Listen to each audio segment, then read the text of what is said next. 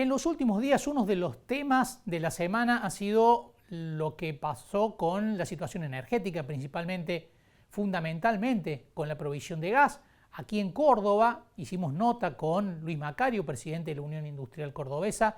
Se cortó el gas prácticamente a todas las industrias que utilizan el gas como insumo. También una restricción y un corte total durante algunas horas en la provisión de GNC. Queremos saber cuál es el estado del sistema energético argentino, porque hay muchas advertencias con respecto a los meses que vienen, que se pronostican meses de frío intenso, pero además hay quienes le adjudican al gobierno haber actuado con imprevisión, no haber tomado las medidas que debía tomar para garantizar la situación energética del país para los meses que vienen. Estamos en comunicación con Daniel Montamat, ex secretario de Energía de la Nación. ¿Qué tal, Daniel? ¿Cómo le va? Hola Marcos, gusto en dialogar contigo. Igualmente, Daniel, ¿cómo está? Bueno, ¿qué pasó, Daniel, y si se debió a una imprevisión del gobierno nacional? Hay una falta de planificación que tiene que ver con problemas de gestión y con serios problemas heredados de la gestión anterior.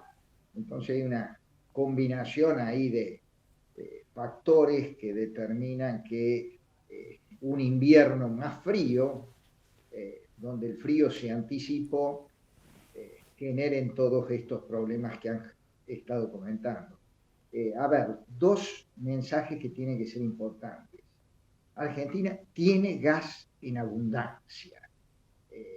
La producción de gas y de petróleo, sobre todo por vaca muerta, vienen creciendo todos los meses sistemáticamente.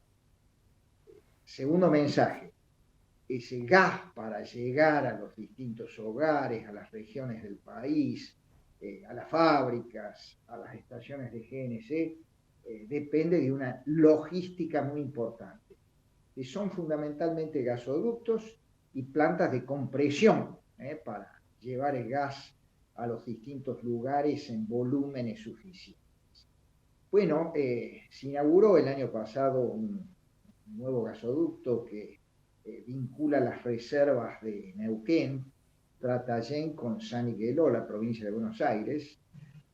Eso está operando y ha permitido mayores volúmenes de gas en estas circunstancias, pero había plantas de compresión que tenían que estar listas a tiempo para generar mayores volúmenes de gas desde la cuenca hasta la zona de gran consumo que es Buenos Aires. Hay algunas de esas plantas de compresión que van a entrar en servicio posiblemente a fines de junio, otras no. Si esas plantas de compresión estuviesen listos, se duplica el volumen, de 11 millones de metros cúbicos día pasa a 22 millones. Las otras obras logísticas que estaban pendientes, la administración anterior no las licitó y esta administración recién larga con el tema, es la de reversión del gasoducto del norte, porque Claro. Bolivia cada vez nos entrega menos gas. Si esos problemas logísticos se solucionan, yo creo que se va a ir despejando el problema energético, los cortes de gas en invierno. ¿Son problemas que se pueden solucionar, Daniel, en el corto plazo para este año o son obras que llevan su tiempo para el mediano plazo? Lamentablemente, si este invierno es frío, vamos a tener algunos problemas. Para afrontar esos problemas han tenido que importar más barcos de gas natural, líquido, justamente el problema que la semana pasada determinó toda esta crisis empezó a solucionarse a partir de la descarga de un barco de GNL que iba con destino a Brasil y Petrobras lo cedió para la Argentina. Eso permitió que se restituyera el servicio de GNC a aquellas estaciones de servicio que tienen servicio interrumpible y a muchas industrias.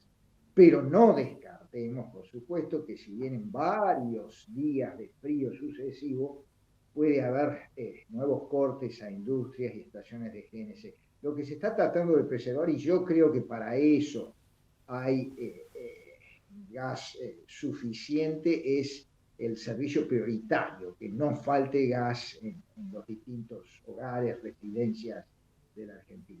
¿Puede faltar provisión de gas para las centrales que producen energía eléctrica? ¿Puede haber un inconveniente adicional en ese sentido? Está faltando el gas para las usinas eléctricas, muchas que dependían del gas natural y en verano consumieron gas natural para generar electrones, la termoeléctrica, muchas ahora están cambiando y generando electrones con líquidos derivados de petróleo, justamente por ese corte de gas y por esa prioridad que tiene el gas para el consumo prioritario que es el residencial. No va a faltar generación de electrones eléctricos, lo que pasa que el gas natural es mucho más económico en términos de generación de electrones que los líquidos que lo sustituyen, que son el fuel oil y el diésel. Bueno, por ejemplo, acá estaba el ejemplo de la central combinada de Pilar, ¿no? Que se le disparan enormemente los costos cuando tiene que utilizar gasoil, ¿no? Absolutamente. Se disparan los costos y eso deteriora la ecuación de esa usina y hay que ver cómo se trasladan después esos costos a los consumidores, porque sube el megavatio hora promedio por las fuentes que están abasteciendo la generación eléctrica. Cuando la generación eléctrica depende marginalmente del gas natural, como último insumo de cierre, es mucho más barata que cuando está dependiendo de combustibles líquidos como el fuel oil o el gasoil. En parte esta situación, Daniel, se puede adjudicar a la decisión del gobierno nacional, del presidente de la nación, de interrumpir, de frenar las obras públicas desde el inicio de la gestión. No, porque en realidad se frenaron obras públicas que no estaban iniciadas. No, acá puede haber habido una demora de pago, pero estas obras estaban priorizadas y venían con cronogramas de ejecución que se mantuvieron. Si ha habido alguna demora es más vale relacionada con los pagos. Claro. Daniel, ¿y cómo está viendo la política energética de este gobierno? Bueno, lleva 6 meses, ¿no? Pero ¿ha trazado lineamientos en el buen camino con respecto a la política energética? ¿Cómo lo ve? A ver, hay algunos lineamientos de política energética que están contenidos en esta ley base que está pendiente. Hay un lineamiento que para mí está bien. Por ejemplo, el tema de que la Argentina debe pasar como objetivo estratégico del autoabastecimiento a la maximización de la renta petrolera. Yo creo que el negocio de petróleo y gas es un negocio de renta, de apropiación y distribución de renta, y en la maximización de esa renta ganan los dos actores principales de esa renta que se reparte, Estado Nacional, provincias y el que invierte en petróleo y gas. La maximización de la renta es compatible con un objetivo de desarrollar intensivamente la ventana petróleo y gas, no solo para la Argentina, sino para el mercado regional y la exportación. Y a su vez la otra señal que también está en la ley, ir a un mercado más internacionalizado, esto que hemos querido hacer con el populismo energético, de encerrar el mercado energético, divorciar los precios internos de los internacionales, tener una política de subsidios. Mire cómo terminó, terminamos importando los precios internacionales a los que le cerramos la puerta, se nos metieron por la ventana y los subsidios se hicieron infinanciables, se financian con papel pintado que exacerba la inflación. Así que yo diría que esa directiva de política energética está plasmada ahí en las reformas estas que se proponen en la ley base.